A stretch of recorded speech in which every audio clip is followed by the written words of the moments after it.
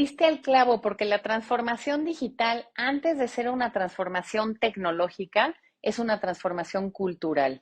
Esa es la parte más importante. Es la cultura de colaboración, la cultura de trabajar rápido, la cultura de todo es, queremos desarrollar no sé qué, si te contestan, 18 meses y 20 millones de dólares, estás en la cultura equivocada. Bienvenidos al Talent CEO Podcast, donde exploramos las historias inspiradoras y las estrategias de los CEOs más innovadores. En este episodio tengo el gusto de entrevistar a Mónica Aspe, CEO de AT&T México y una destacada líder en el sector de las telecomunicaciones, con roles clave en la administración pública y el sector privado. Bienvenida, Mónica. Muchas gracias, Vera, qué gusto estar aquí. Igualmente. Pues he escuchado que uno de tus quotes favoritos, que las telecomunicaciones son importantes para el desarrollo de personas, de empresas y de países. Pero en tu opinión, ¿cómo está posicionado el sector en México para realmente asegurar nuestro éxito en esta economía global cada vez más digital? Mira, pues el sector telecomunicaciones sí me parece que es fundamental para el desarrollo de personas, de organizaciones, de empresas y de países y de regiones, cada vez más, porque la economía y la sociedad se están volviendo una economía y sociedad digitales. Y la base de esa economía y sociedad, pues son las redes sobre las que corren, que son las redes de telecomunicaciones. Y esta es una industria muy retada globalmente en términos de los retornos de inversión. Son inversiones muy fuertes en capital, crece la demanda de uso de datos, pero al mismo tiempo el share of wallet, lo que las personas pagan por los servicios de telecomunicaciones, se ha reducido al compartirse con una serie de aplicaciones que corren por encima de las redes. Entonces es un modelo de negocios retado como industria, siendo que es pues probablemente la tecnología, o digamos la infraestructura más bien, la infraestructura clave para el desarrollo hoy en día. Ese reto en México es un poco más complejo porque le agregamos otras capas. El espectro radioeléctrico es particularmente más caro en el caso de México, varias veces más cuando lo ajustas al tamaño de la economía que otros países. ¿Y esto qué hace? Sube la estructura de costos. También es más complejo en América Latina desplegar redes. Y al subir la estructura de costos, es mucho más difícil justificar estas grandes inversiones que necesita México y que necesitan realmente todos los países para ser competitivos en la era digital. Claro, pues aún así estás enfrentando este desafío. AT&T está invirtiendo muy fuertemente en la infraestructura 5G. ¿Y cómo ves el futuro de esta tecnología? ¿Qué impacto crees que va a tener para nuestra sociedad, para nuestra economía? Vamos a encontrar las formas de desplegar esta tecnología en todos los países. La pregunta es ¿a qué velocidad? Y la pregunta es también ¿para quiénes y dónde, cuándo? ¿A qué velocidad pasamos, como empiezan las tecnologías siempre, de zonas urbanas densamente pobladas y con mayor poder adquisitivo y se van desplegando hacia las zonas más rurales y normalmente con menores poderes adquisitivos? ¿A qué velocidad hacemos esto para que las brechas no se agranden, ¿no? Las brechas sociales, las brechas de desigualdad, las brechas de oportunidades entre unos grupos de personas, tanto en términos geográficos como en términos sociodemográficos, y otros, para que todos podamos conectarnos al mismo tiempo. Entonces, nosotros estamos invirtiendo y le estamos apostando al país, pero por supuesto que la velocidad y los tamaños de esas inversiones, tanto en el caso de AT&T como en el caso de cualquier empresa, pues dependerán de lo que veamos en términos de las condiciones de competencia, regulatorias, de certidumbre para la inversión y de los retornos a futuro. 5G nos va a transformar, eso no cabe la menor duda. ¿Qué nos va a transformar? ¿Qué impacto crees que va a tener? Mira, pues la diferencia entre las tecnologías previas, 2, 3, 4 y 5G, pasábamos primero 2G, recordarán que era voz, luego en 3G ya habían datos y ya se podía mandar lento, pero algunas cosas de video y demás. Después en 4G realmente ya video, imagen, etcétera, con velocidades mucho más importantes. Y 5G es un cambio no solo de velocidad, sino es un cambio realmente cualitativo. Por supuesto, las velocidades son muchísimo más rápidas, pero también nos permite menores latencias. ¿Eso qué quiere decir? que esos milisegundos que pasan entre que yo te lo digo y tú lo escuchas son enormemente reducidos. ¿Qué significa eso? Que realmente pueden haber aplicaciones sensibles en tiempo real. Es decir, todas las aplicaciones médicas a distancia, por ejemplo, una operación médica a distancia, Ujú, los autos que se manejan solos, todo ujú, este tipo de cuestiones que son muy sensibles a la latencia, ujú. pueden correr en redes 5G, no pueden correr realmente en redes 4G. Jugar deportes de manera virtual, por ejemplo, ¿no? Si yo le pego a la pelota de tenis y tú le respondes y hay una pequeña distancia, un rezago entre lo que yo hago y lo que tú haces, todo eso no puede suceder a distancia. Entonces, 5G tiene estas características. Tiene también la característica de poder conectar muchísimos más dispositivos de manera simultánea. Y tiene la característica también de que podemos dividir y hacer redes virtuales separadas como si fueran sobre la misma red física, como si fueran redes que construimos por separado, que corren completamente separadas con sus propios niveles de calidad, con su propia seguridad, etcétera, aunque vayan sobre la misma infraestructura. Y esto pues va a permitir calidad bajo demanda, por ejemplo, si está ahí un concierto y está saturada la red y yo quiero que corra una aplicación de manera prioritaria que me permita por ejemplo, pedir un automóvil para poderme ir de este concierto que está donde la red está congestionada porque todo el mundo está mandando y recibiendo video, que eso pueda suceder. El mundo de aplicaciones distintas que pueden suceder sobre 5G, que es sobre 4G, y eso va a ir sucediendo poco a poco. El mercado todavía no está listo para la adopción masiva realmente de los casos de uso de 5G, aunque ya existan tecnológicamente muchos de ellos. Ujú. Pero AT&T está apostando para este tipo de innovación. Tiene muchas iniciativas para apoyar al emprendimiento, a los startups, por ejemplo, el fondo de AT&T 5G, también este programa que tienes de mujeres innovadoras. ¿Qué tenemos? ¿Crees que tenemos oportunidades únicas con 5G en particular para realmente destacar el emprendimiento y la innovación de México a nivel global?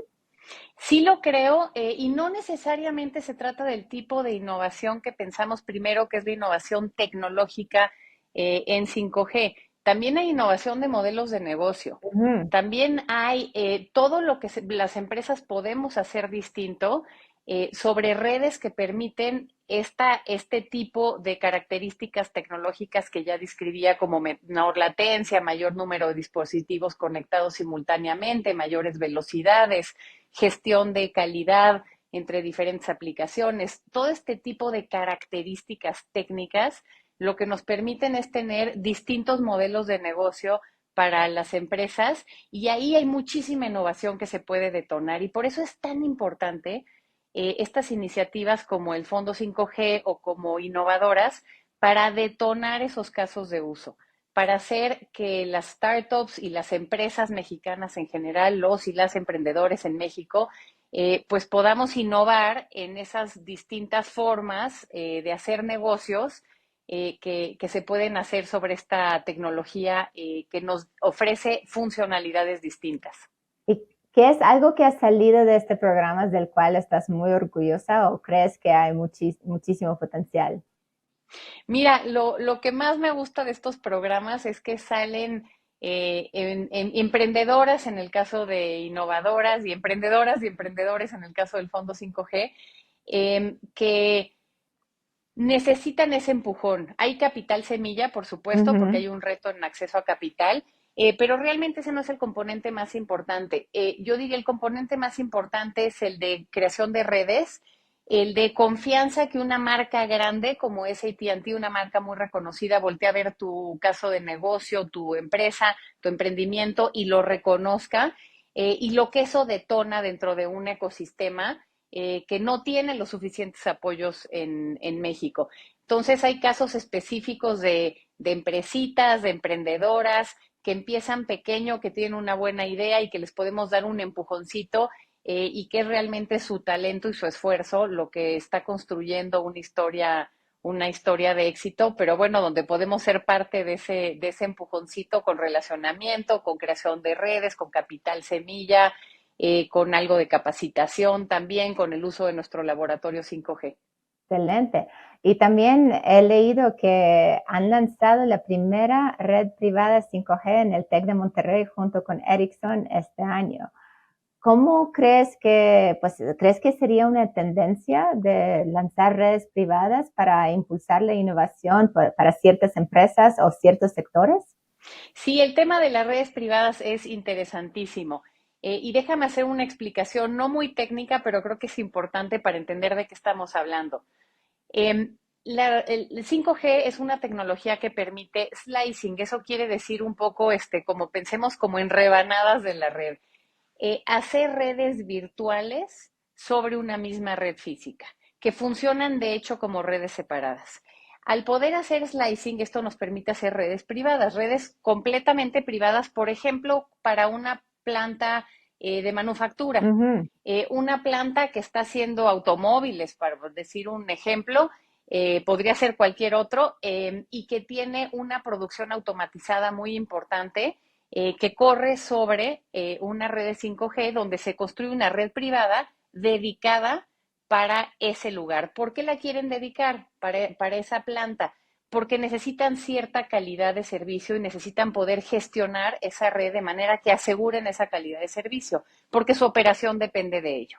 Al mismo tiempo, hay otras redes que corren sobre la misma red, otras redes donde hay, por ejemplo, todos los clientes de consumo masivo, de pospago, de prepago, etcétera, de AT&T, nuestros clientes empresariales, etcétera, que están alrededor o ahí mismo donde está esa planta, que están sobre la misma red física, pero sobre otra red virtual. Por eso se hace esa red privada. Y las redes privadas realmente lo que le ofrecen al sector telecomunicaciones es un nuevo modelo de negocios donde podemos construir estas redes para usos específicos, por ejemplo, en esta planta manufacturera automotriz de la que estamos hablando. Lo que hicimos con el TEC de Monterrey fue la primera planta, perdón, la primera red privada académica que se ha hecho en Ujú. México. Y es muy interesante porque es para fines académicos. Hay Ujú. otras redes privadas, hicimos una en un puerto, estamos haciendo una que otra por ahí. Esto apenas inicia en México. Pero esta es la primera académica.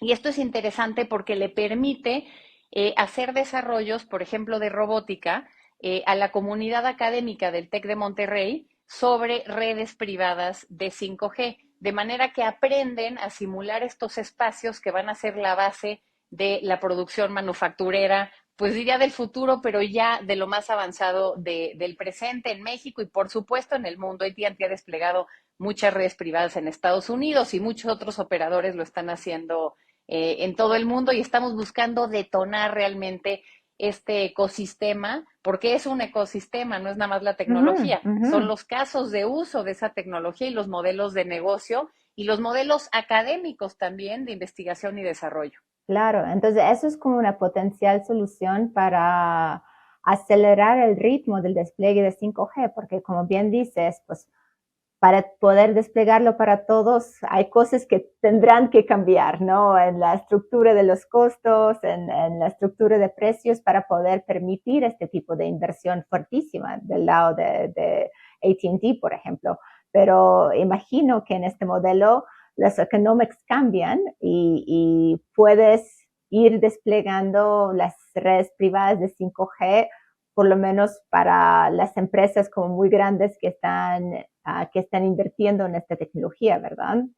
Correcto, esta es una nueva fuente de ingresos para las empresas de telecomunicaciones y es también una oportunidad muy importante para las empresas manufactureras, para los grandes centros hospitalarios, para todas las empresas u organizaciones que operen de una forma que tengan procesos automatizados, por ejemplo, que necesiten niveles de precisión en su operación muy importantes y que por lo tanto quieran que los ayudemos a construir una red privada de este tipo. Me imagino con todo el boom de nearshoring que está pasando, también pues lo que está construyendo las plantas de la última generación que justo son optimizados y están están de la última tecnología, van a necesitar esas redes privadas, ¿verdad? Correcto. Ok, ok. Pero bueno, como bien dices, las telecomunicaciones deben de ser importantes y accesibles para todos, no solamente pues las empresas más grandes o las universidades más destacadas que pueden tener una red privada 5G. Bajo tu liderazgo, AT&T México también está realizando muchos esfuerzos muy importantes para avanzar la conectividad y la inclusión digital. ¿Nos podrías, ¿Nos podrías comentar sobre los logros, los desafíos que han enfrentado en esta inclusión digital? Mira, te diría que quizá, no sé si decirlo así, pero quizá nuestra contribución más importante en México, de AT&T en México, de esta gran inversión, ha sido traer competencia al sector telecomunicaciones Ujú. y por lo tanto detonar un nuevo ciclo de inversiones y hacernos mejores a todos, como sucede cuando hay competencia en un mercado. Y realmente lo vemos, pues hay una reducción muy importante de los precios al consumidor final en todo el sector telecomunicaciones durante los últimos años, desde nuestra entrada a México. Y eso lo sostiene la competencia, eso lo sostiene el hecho de que pues, todos tenemos ahora un motivo por el cual ser mejores en nuestros productos, servicios, para los distintos segmentos de clientes que tenemos. También hemos cambiado el modelo, la forma de operar en el mercado en México en términos del segmento mayorista. Nosotros somos hoy el mayorista más grande de México también. ¿Qué quiere decir esto? Tenemos nuestros clientes directos, quien va a una tienda de AT&T y compra un plan postpago con un equipo y se lo financiamos a 24 meses, etcétera. Tenemos nuestros clientes prepago que recargan con la marca de AT&T o de Unifón. Tenemos nuestros clientes empresariales, por ejemplo, con AT&T Negocios, pero también tenemos nuestros clientes mayoristas. Por ejemplo, Telefónica es el más grande de ellos. Telefónica es nuestro competidor en el mercado, pero es también nuestro cliente más grande. Telefónica usa nuestra red de radio, tienen su propia red core, que quiere decir su inteligencia, el cerebro de su red y algo de red de transporte, pero usan nuestro radio. Y de esa manera eso nos ayuda, somos competidores en el mercado final Ujú. ante el cliente final, pero a la vez son nuestro principal cliente y eso nos ayuda a pagar el costo fijo de esta red, que es un costo muy grande, tanto inversión en CAPEX, en infraestructura, como en torres, como en espectro radioeléctrico. Y es un nuevo modelo que ahora ha crecido mucho en México ya con la entrada de virtuales, de operadores virtuales, algunos de los cuales también corren sobre nuestra red. Entonces, realmente hemos diversificado mucho nuestra cartera para poder tener nuevas fuentes de ingresos que nos permitan fondear la muy alta inversión fija de capital para poder operar una red como la que tenemos. Y eso nos ayuda a todos nuestros tipos de clientes porque nos genera escala. Ok, ¿y cómo mides tus iniciativas, por ejemplo, de inclusión digital? Bueno, de un lado entiendo la gran importancia de crear una competencia para mejorar el servicio para todos y tú como subsecretaría de comunicaciones antes de llegar a AT&T México, pues fuiste una persona clave en justo en promover la competencia. Pero aparte de como esta promoción de la competencia para beneficiar al consumidor final, ¿cómo mides esta inclusión digital? Claro, bueno, y en efecto, yo antes fui funcionaria pública, viví esto desde el sector público, luego estuve en la OCDE, Ujú. desde también, donde también vi la importancia de la competencia económica, que yo digo la competencia económica es política social, Ujú. porque la competencia económica beneficia más a los más pobres. ¿Por qué? Porque la falta de competencia daña más siempre a los más pobres, que son quienes de su ingreso ocupa una parte mucho más grande de su ingreso, la canasta básica, por ejemplo, ¿no? El gasto en consumo, bienes de consumo básico, incluyendo ahora los servicios de telecomunicaciones. Y bueno, la inclusión digital, te diría, hay dos lados. Uno es simplemente este empuje grande por construir mejores redes, por conectar a más personas en México en todos los segmentos, e ir avanzando en la digitalización del país, porque las brechas, la conectividad reduce brechas y la falta de conectividad aumenta brechas. ¿Y esto qué significa? Si una persona habita en una región marginada, y tiene acceso a servicios de educación, a servicios de salud, de calidad eficiente y distantes, y no tiene acceso a tanta información, y todos sus demás derechos, pues su capacidad de ejercer esos derechos es menor que una persona que vive en una zona no marginada. Y además no tiene conectividad, pues eso lo separa todavía más de quien vive en una zona urbana no marginada. Cuando esa persona tiene conectividad, esa persona va a poder ejercer mejor sus demás derechos. ¿Por qué? Porque la conectividad nos ayuda en temas de educación, de Claro. salud, todo lo que sucede en línea. Entonces, hay esa parte, por supuesto, muy importante de lo que hacemos, de conectar a personas, organizaciones, regiones, en términos de cerrar brechas. Y hay otra parte de proyectos específicos. Te voy a nombrar un ejemplo. Hacemos muchos de ellos. Te voy a nombrar dos ejemplos. Uno es el trabajo con personas con discapacidad para la accesibilidad. Tecnologías accesibles, portales accesibles, tiendas accesibles y realmente buscar que sea mucho más accesible la tecnología para personas con discapacidad. También tenemos programas importantes de empleo para personas con distintos tipos de discapacidad dentro de la compañía.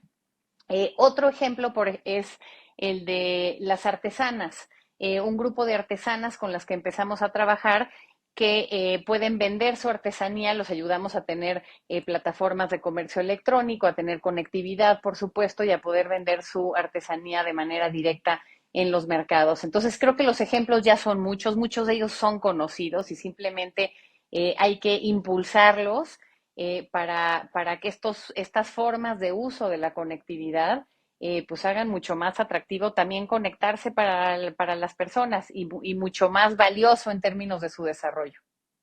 Y tienes una perspectiva muy única, porque de un lado tienes la experiencia en el sector público, en otro lado en el sector privado. ¿Cómo crees que el gobierno y las empresas pueden colaborar de mejor manera para cerrar estas brechas de conectividad, para impulsar el desarrollo de las telecomunicaciones?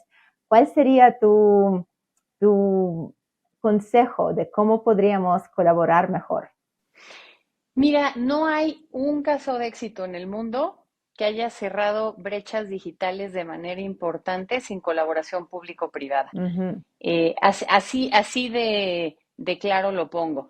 Eh, esto es muy costoso. Hay que meter miles y miles de millones de dólares de inversión en la construcción de estas redes. Ujú. Tienen que ser rentables de alguna manera, porque si Claro, no es un barril sin fondo que no acaba claro. nunca. Entonces, hay mucho que el mercado puede hacer. Hay mucho que el mercado puede hacer y que la gente puede pagar.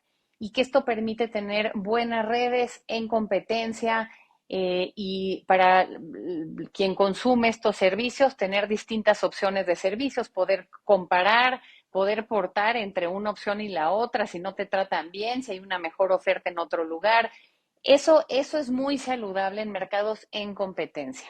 Hay también zonas en todos los países del mundo donde el mercado no va a llegar por sí mismo, porque simplemente no existe un modelo de rentabilidad, porque la complejidad y la distancia geográfica, la dispersión de la población y la capacidad económica de esa población, vive menos gente y tiene menos capacidad económica y vive más lejos. Eso hace un modelo muy difícil de recuperación de inversión. Ya no hablemos de rentabilidad, Ujú. simplemente de sostenibilidad básica, de tener una red andando, de que esa red llegue y luego de tenerla andando para una empresa privada. Entonces, ahí hay que necesariamente encontrar modelos con participación pública donde entre las empresas y los gobiernos se puedan conectar esas zonas. Y hay distintos modelos, pero todos los modelos exitosos tienen un componente de mercado y un componente donde los gobiernos participan y en esta conversación, cuando hay una visión clara de qué es lo que se puede hacer y qué le corresponde a cada parte, eso es lo mejor para las inversiones, porque genera certidumbre, vienen más inversiones y por lo tanto los gobiernos tienen que invertir menos para cerrar esas últimas brechas a donde el mercado no llega. Entonces, donde hay mercado, donde hay capacidad de pagos, promover la competencia, porque al final del día, pues el libre comercio, el libre mercado, pues se va a arreglar las demandas de las personas, de los clientes, y se va a digitalizar por sí mismo. Sin embargo, pues enfocaron subsidios a las zonas marginales, donde pues no es costeable invertir en este tipo de infraestructura. Correcto, y cuando las subsidios públicos se destinan a las zonas urbanas, lo que acaba sucediendo es que ya no alcanza para lo rural. Y es Ujú. justamente en lo rural donde hace más falta. Es justamente en lo rural donde eso sí se vuelve una fuente de desigualdad tremenda y donde en ningún lugar del mundo llegan las empresas solas a cubrir todos los territorios rurales. Ya hay muchos ejemplos, eso es lo bueno. Ya hay muchos casos que estudiar porque ya no es lo mismo que cuando estudiábamos esto hace 25 años, esto era muy nuevo todavía. Hoy en día ya hay casos de éxito, casos que no funcionaron, lecciones, y me parece que hay muchas oportunidades para hacerlo mejor. Y si como México tuviéramos que emular algún país, ¿qué país escogerías y por qué? Mira, todos tienen sus lecciones y no quisiera escoger uno, más bien el tipo de lecciones. Me parece Ujú. que la colaboración público-privada es una lección muy clara de los casos exitosos. Me parece también que hay que tener un claro énfasis en competencia económica, pero hay que ser ligeros en otro tipo de regulaciones. ¿Por qué? Porque también se quiere detonar innovación. Y la innovación requiere tener cierto espacio para que se puedan mover las empresas dentro de los límites de la regulación. Vienen nuevos modelos de rentabilización, de monetización de 5G que hay que generar certidumbre alrededor de que se pueden hacer, porque si no, no se puede fondear rápidamente esas inversiones. Entonces, creo que ya hay lecciones de público-privado, colaboración, competencia económica, se necesita cierto grado de competencia, rentabilidad, el retornos de las redes muy importante, derechos de espectro bajos, porque eso de hecho trae más recaudación. Lo que le está pasando a México es que se ha perdido recaudación en términos absolutos porque ya nadie compra el espectro por lo caro que es. Entonces, mejor es como un Mm. avión que está despegando con los asientos vacíos. Ese bien público del Estado mexicano se está desperdiciando porque nadie lo compra, porque es demasiado caro. Si bajas un poco el precio, compramos todos más, damos mejor servicio y eso que detona, primero, más recaudación en términos absolutos, pero además se detona una cadena económica que a su vez también detona mayor recaudación. Esos modelos están muy estudiados, muy aprendidos y ojalá podamos movernos más rápidamente hacia allá.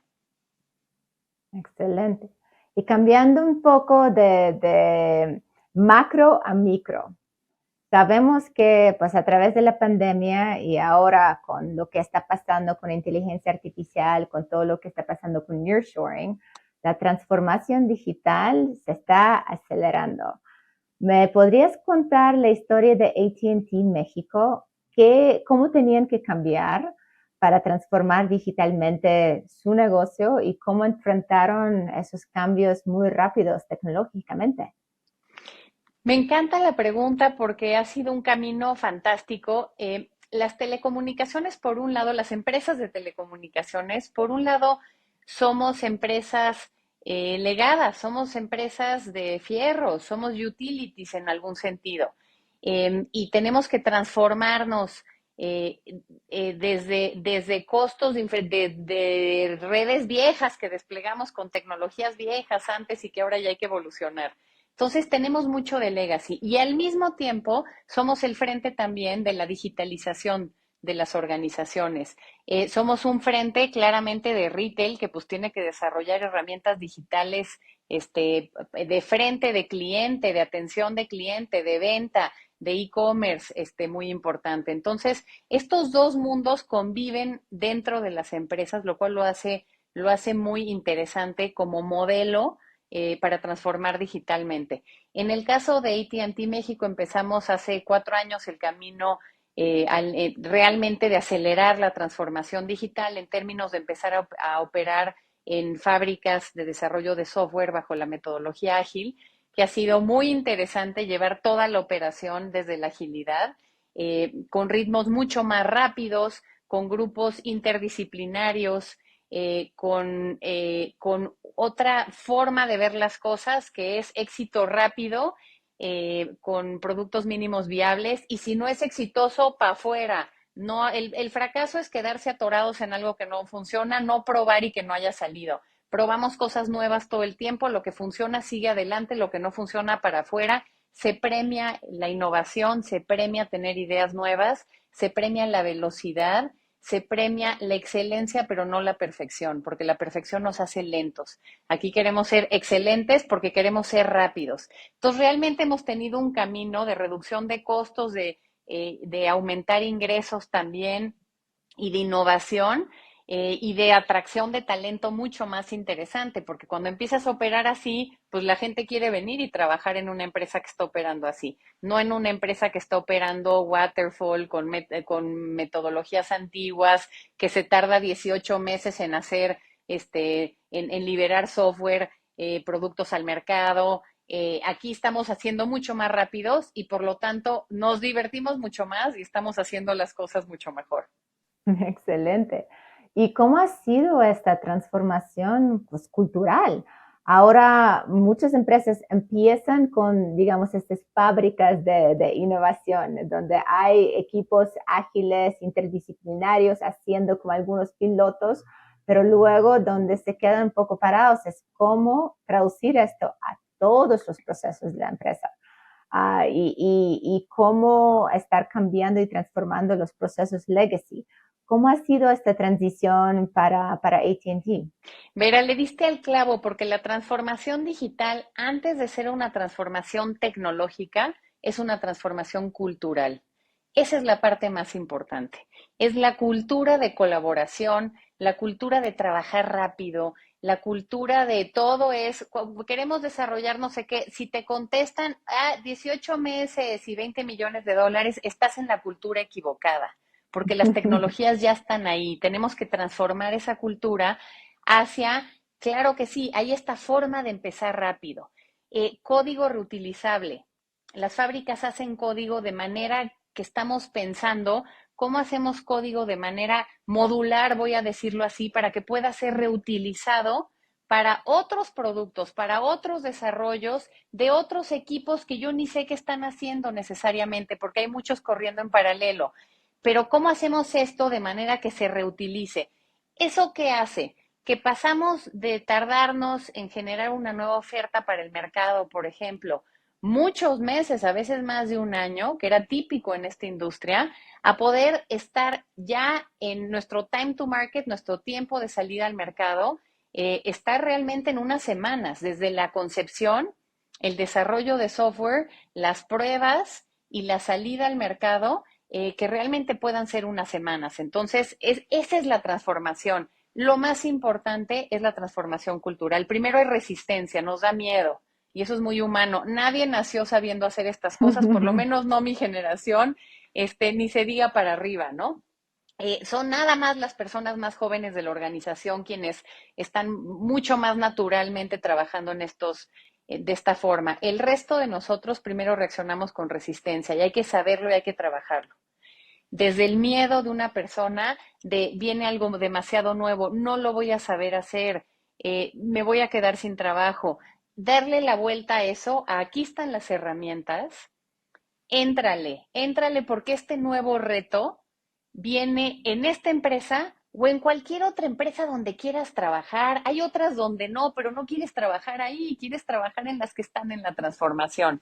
Y creo que ya le dimos la vuelta a esta transformación cultural. Es un trabajo constante, lo será para siempre, pero ya estamos ahí en una organización que está muy entusiasta, donde lo vemos en nuestras encuestas de cultura, en realmente cómo nos califican nuestros colaboradores, y tenemos pues equipos muy entusiasmados, muy entrones, muy rápidos, muy innovadores y yo diría muy motivados, incluso retándome todo el tiempo, retándonos a cosas nuevas, a ideas nuevas en las que yo no había pensado, y eso es lo que me encanta, que venga bottoms up, la innovación desde las fábricas.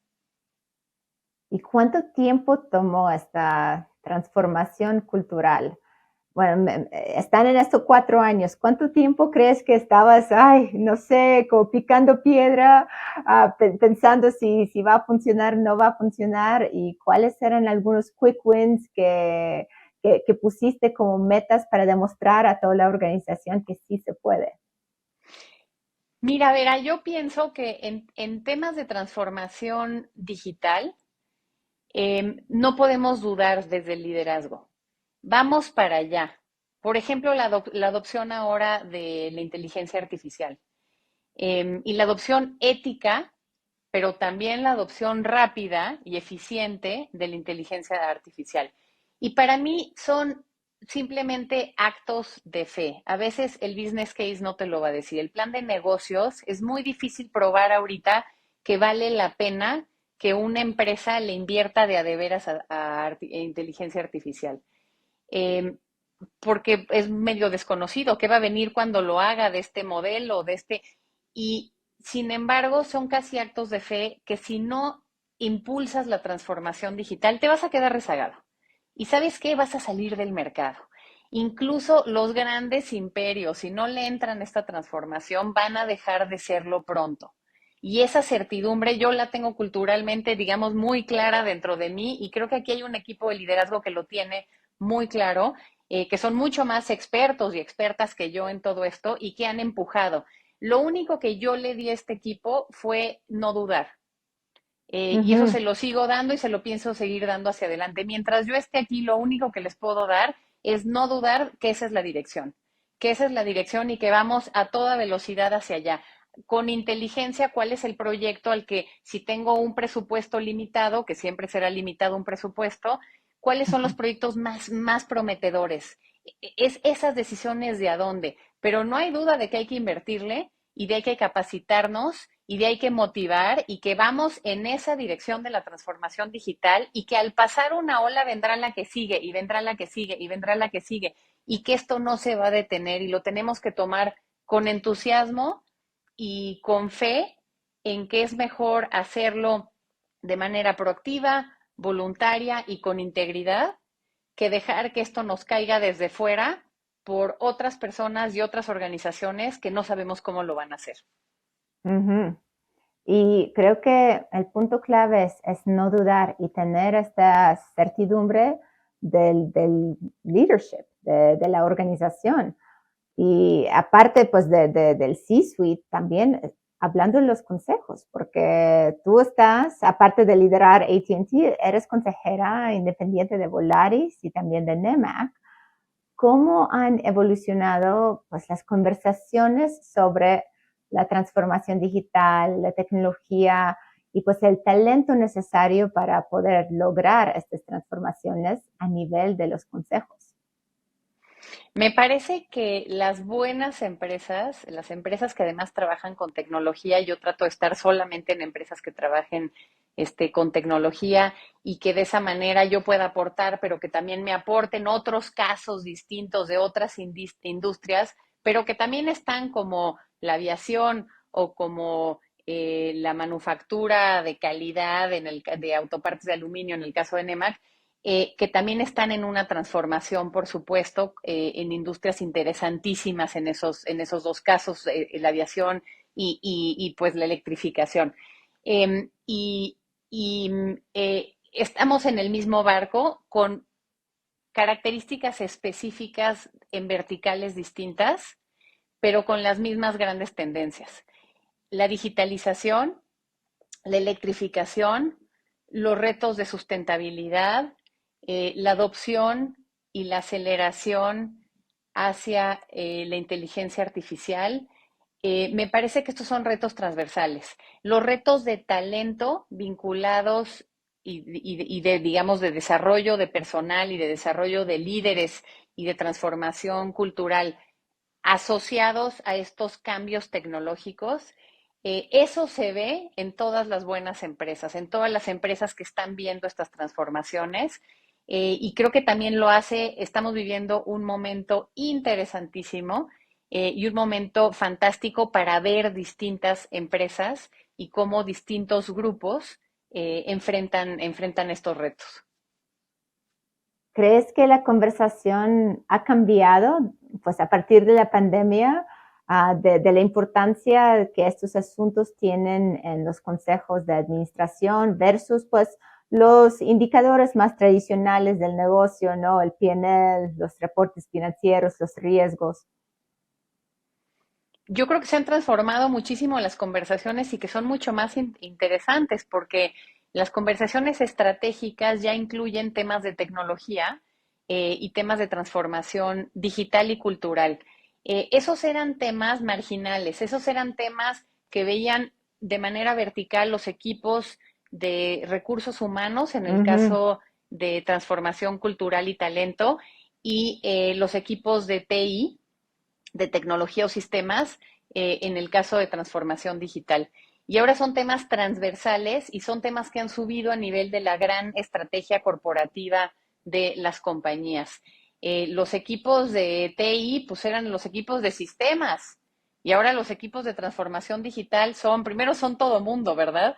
Pero además Ujú. son nuestros grandes expertos que nos permiten hacer los desarrollos de la mano del negocio para ir al mercado. Entonces se vuelve absolutamente estratégico y central a la operación de las empresas cuando vienen de algo mucho más marginal. Y en lo humano muy parecido, que es muy bonito, que la persona, el talento, la cultura pasa de ser un tema exclusivo de recursos humanos, que era contrata, promueve, paga, despide, ¿no? Digamos el ciclo de vida del empleado, o gestiona la salida, el ciclo de vida del empleado y se vuelve realmente la persona, la construcción de talento, el desarrollo de una carrera, la gestión de las habilidades asociado a la transformación digital y a la transformación de los negocios vinculado a la tecnología. ¿Cómo crees que cambiarían las decisiones que como líderes tomamos sobre el talento que traemos a nuestras empresas? O, por ejemplo, pues los consejos, el talento de consejeros independientes que traemos para ayudarnos con la estrategia de la empresa en los siguientes 5 años debido a este rapidísimo avance de la digitalización, de la inteligencia artificial. Yo creo que viene algo muy interesante que es, ya lo empezamos a ver, pero todavía es incipiente y me parece que se va a acelerar mucho, que es consejeros, consejeras más jóvenes. No porque personas de más edad no puedan estar vinculadas con la tecnología, incluso ser grandes creadores de tecnología, pero sí porque en términos de porcentajes, digamos, pues, gente más joven le va a haber tocado más entender de las nuevas tecnologías. Entonces creo que hay, por lo menos, si no, se va a volver más joven el promedio en las empresas. No quiere decir que no vayan a haber personas mayores, pero Ujú, se va a volver más, va a ujú. bajar el promedio de edad en las empresas. Creo que también viene más diversidad. Y viene más diversidad porque la necesidad de perspectivas en un mundo muy polarizado, por ejemplo, en términos de ESG, de sustentabilidad, muy polarizado en temas de diversidad e inclusión, lo estamos viendo en Estados Unidos, se está volviendo una cultura Sí. muy polarizada, muy difícil de manejar para las empresas por los distintos puntos de vista casi políticos que entran en las bases de clientes y en las bases de colaboradores y que presionan a las corporaciones para manifestarse de un lado o del otro. Esto que implica que la estrategia se vuelve mucho más compleja y requiere distintas visiones donde no todo mundo puede ser, verse y pensar igual en los consejos, sino que esta transformación cultural, política, económica, tecnológica que estamos viviendo en el mundo nos obliga a tener consejos mucho más diversos, por supuesto desde la perspectiva de género, que se habla mucho, pero también desde la perspectiva de edad, de grupo social en muchos sentidos, que nos permita tener estrategias mucho más resilientes a futuro. Y también estás promoviendo bastantes iniciativas de diversidad e inclusión en todos los rumbos, como consejera, como CEO, ¿verdad? Así es algo que yo he tenido el privilegio, yo digo, y realmente así lo vivo porque lo sé que es un hecho histórico, eh, que una mujer mexicana lidere una gran empresa es una excepción histórica. La excepción histórica no quiero que suene presuntuoso, no soy yo de ninguna manera ni mis colegas, es el hecho histórico. Esto ha pasado durante muy poco tiempo en la historia. Y eso a quienes tenemos la suerte de que somos la persona que está aquí en este momento, también nos hemos esforzado, también tenemos algo de talento, pero también tenemos enorme suerte, porque en otro momento histórico, no importa lo talentosas o lo esforzadas que fuéramos, no hubiéramos ocupado estas posiciones. Tenemos que reconocer que hay una lucha histórica de quienes nos abrieron brecha y permitieron que hoy estemos aquí. Y tenemos que continuar esa lucha. Y esa lucha, si bien se puede hacer escuchando, yo creo mucho en educar, creo que hay gente buena que vive con prejuicios y que hay que visibilizar esos prejuicios porque la gente, sí, las personas sí podemos mejorar, sí podemos ser mejores que nuestra historia, sí podemos ser mejores que lo que determinó nuestra biología y nuestras interpretaciones de nuestra biología y de nuestro propio cuerpo. Podemos ir más allá, podemos ser mejores que la naturaleza incluso. Creo que esa es una característica humana que tenemos que aprovechar, pero tenemos que seguir peleando. Y tenemos que seguir peleando porque sería injusto que nosotros usemos esta ventana, nosotras usemos esta ventana, que nos abrieron otras y otros a lo largo de los años y que no hagamos la puerta más ancha para quienes vienen detrás de nosotros. Y hablo de género, hablo de discapacidad, hablo de preferencia sexual, hablo de raza, de etnia, hablo de toda la diversidad humana que todavía tiene pues una muy baja representación en los espacios de poder. Y decir esto se ha vuelto otra vez muy controvertido. Me parece que tenemos que pelear contra le dicen el backlash, ¿no? Contra esta resistencia a hablar de diversidad, porque si no lo hacemos, si no estamos dispuestas a vivir un poquito de incomodidad, de la manera otra vez más abierta, más empática y más pedagógica posible. Pero si no estamos dispuestas a vivir un poquito de incomodidad por pelear por los derechos de otras personas, pues no merecemos realmente ocupar un espacio que nos abrió la lucha de personas que pelearon en un contexto mucho más adverso que el nuestro. Claro. Pues muchísimas gracias por todo lo que has hecho, lo que estás haciendo para cerrar estas brechas de inclusión, no solamente de inclusión laboral, pero también la inclusión digital. Agradecemos mucho lo que has compartido, tus aprendizajes, tanto del sector público como del sector privado. Si tuvieras que escoger un par de colegas, un par de personas que te inspiran, porque realmente pues son líderes de pensamiento en temas de tecnología, en temas de talento, que debemos de invitar a este podcast, ¿quién sería? Voy a escoger a alguien que no puedes inventar, pero es alguien que yo traigo mucho en las conversaciones en AT&T y es a nuestro fundador, que es Alexander Graham Bell. Y te voy a decir por qué. Primero porque nuestro fundador, el fundador de AT&T, pues inventó el teléfono y entonces esa es una cosa muy bonita en nuestra historia. Pero después porque lo inventó por un tema de inclusión. Lo inventó porque se interesó por la acústica y empezó a trabajar en tecnología en torno a la acústica porque su mamá era una persona sorda y quería encontrar una forma mejor de comunicarse con ella. Y así es como encontró el teléfono. Y a mí me encanta esa historia porque si bien es de los 1800, traerla al presente nos recuerda que en el desarrollo de tecnología tenemos que tener un propósito y tenemos que tener un propósito que está más allá de lo comercial. Por supuesto que tenemos que tener empresas rentables, pero también el propósito de fondo y lo que motiva a las personas en las organizaciones es algo que va más allá de lo directamente comercial. Y me parece que así como estuvo en nuestra fundación, lo tenemos que traer al presente y decir cómo se vería eso hoy, en lo que hacemos hoy en tecnología, para quien hable de nosotros en 150 años. Qué historia tan bonita de la fundación y también cómo está relacionada al propósito de AT&T México hoy en día. Para encontrar más información sobre ti, sobre AT&T, ¿dónde podemos buscar? Pues ahí estamos en redes, por supuesto, AT&T México y AT&T Global, que es muy fácil de encontrar en todas las redes. Yo en X, no tan activa, en LinkedIn bastante activa y por ahí me encuentran también en redes y en medios y pues encantada de haber tenido contigo esta conversación, Vera. Muchas gracias, Mónica. Gracias. ¿Tienes alguna experiencia relacionada con este episodio que quieras compartir? ¿Quieres que hagamos alguna pregunta concreta en próximos episodios? Deja tus comentarios abajo. Gracias por tus ideas.